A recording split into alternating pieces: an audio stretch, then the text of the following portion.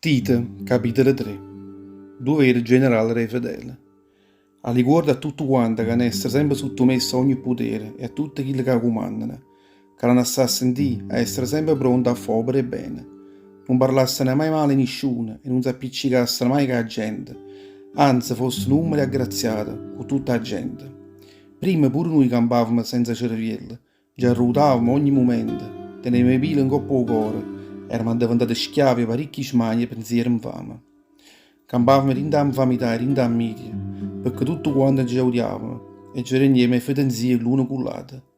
Ma mo Dio, che è il Salvatore nostro, ci ha fatto conoscere tutto bene e tutto l'amore suo per tutto l'uomo. Noi non abbiamo fatto nessuna cosa che potesse piacere innanzi a esso, ma esso ci ha salvato perché ha avuto pietà in noi. Ci ha salvato con lo Spirito Santo in un battesimo che ci ha fatto risorgere in una vita nostra, perché Dio ha ravagato che razza in cuore in noi lo Spirito Santo per mezzo di Gesù Cristo, che è il Salvatore nostro. E così, perdonate e cagnate in da razza sua, avevamo già mo che la vita eterna che noi sperammo. Tutte queste parole sono degne e fede e si merita tutta la fiducia nostra.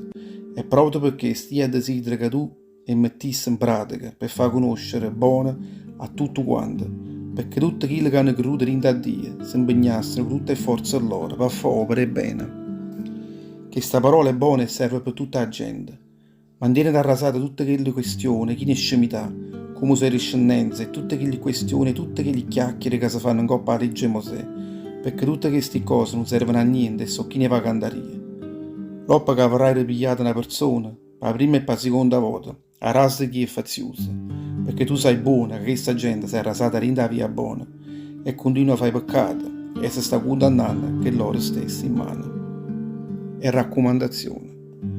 Quando avrà giovanato al tema Otiche, fa tutto il possibile per venire a trovare Nicopoli, perché a Gergise passa là, a vernata sana sana.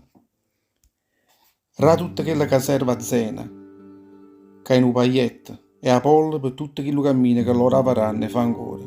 Non fa mancare niente a questi due. Pure noi si sanno imparare a si impegnare in dall'opera buona, per sapere pure loro pigliare e piette ogni questione, per non essere gente niente. Saluto finale.